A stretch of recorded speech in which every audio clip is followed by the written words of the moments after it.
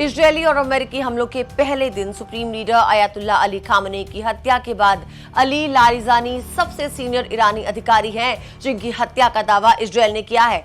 आज के इस वीडियो में हम जानेंगे ईरान के उन 6 टॉप लीडर्स के बारे में जिन्होंने अब तक इस जंग में जान गंवा दी। नमस्कार, मैं हूं आपके साथ अदिति और आप देख रहे हैं एनडीटीवी इंडिया। ईरान के खिलाफ अमेरिका और इजरायल की जंग को शुरू हुए 18 दिन गुजर चुके हैं। अब तक की जंग में ईरान को कई बड़े झटके लगे, जिसमें सबसे लेटेस्ट उसकी सिक्योरिटी चीफ की मौत है। ईरान की सुप्रीम नेशनल सिक्योरिटी काउंसिल ने पुष्टि की है कि उसके सचिव अली लारिजानी एक हमले में मारे गए हैं।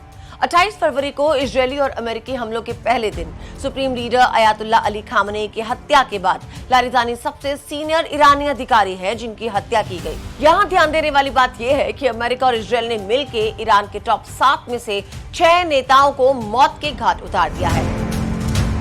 अयातुल्ला अली खामनेई मारे गए। अयातुल्ला अली खामनेई ईरान के सुप्रीम लीडर थे और देश के सबसे शक्तिशाली व्यक्ति माने जाते थे। 28 फरवरी को जब अमेरिका और इजरायल ने मिलकर हमला शुरू किया था तो उसी दिन खामनेई को मौत के घाट उतार दिया गया था। अगले कुछ दिनों में इसकी पुष्टि भी हो गई। अली खामनेई के पास ईरान में सेना, न्यायपालिका और महत्वपूर्ण राजनीतिक फैसलों पर अंतिम अधिकार था। वो 1989 से ईरान के सुप्रीम लीडर थे और देश की परमाणु तथा रक्षा नीति पर उनका बड़ा प्रभाव था। उनकी मौत के बाद उनके बेटे मुस्तफा खामनेई को नया सुप्रीम लीडर बनाया गया है और इजरायल उन्हें भी टारगेट बनाने की बात कर रहा है। अली लारिजानी ईरान के सुप्रीम नेशनल सिक्योरिटी काउंसिल के सचिव थे, यानी ईरान के सिक्योरिटी चीफ। वो राष्ट्रीय सुरक्षा और रणनीतिक फैसलों में महत्वपूर्ण भूमिका निभाते थे। इससे पहले वो ईरान की संसद के स्पीकर भी रह चुके थे। वो अमेरिका और यूरोपीय देशों के साथ होने वाले परमाणु वार्ताओं और विदेश नीति में भी प्रभावशाली नेता थे। उनकी मौत से ईरान की सुरक्षा नेतृत्व व्यवस्था को बड़ा झटका लगा है। एक्सपर्ट्स का मानना है कि रणनीतिक लिहाज से अली लारिजानी की मौत को ईरान के लिए अली खामनेई की मौत से भी बड़ा झटका माना जा रहा है। Ali Shamkhani national defence council के प्रमुख थे और वो सुप्रीम लीडर के सीनियर सुरक्षा सलाहकार भी रहे थे। वो पहले ईरान के रक्षा मंत्री भी रह चुके थे। उन्होंने ईरान की क्षेत्रीय सुरक्षा रणनीति और सैन्य योजनाओं में महत्वपूर्ण भूमिका निभाई थी।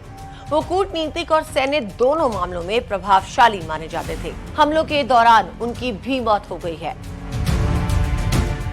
मोहम्मद पाकपोर ईरान की इस्लामिक रेवोल्यूशनरी गार्ड कॉर्प्स यानी IRGC के कमांडर इन चीफ थे।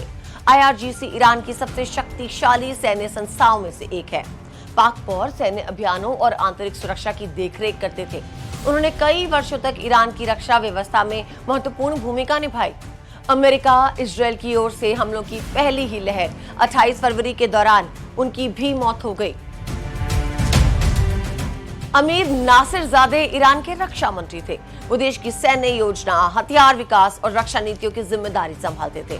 इससे पहले वो वायुसेना में सीनियर अधिकारी रह चुके थे। उन्होंने ईरान के ड्रोन और विमान कार्यक्रम को आगे बढ़ाने की भूमिका निभाई। इनकी मौत इजरायल के हमले में हुई।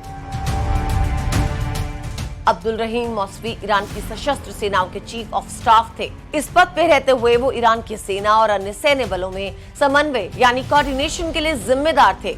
वो देश के सबसे वरिष्ठ सैन्य अधिकारियों में से एक माने जाते थे। उन्होंने रक्षा रणनीति और सैन्य अभियानों का नेतृत्व किया। इनको भी इजरायल ने ही मौत के घाट उतारा।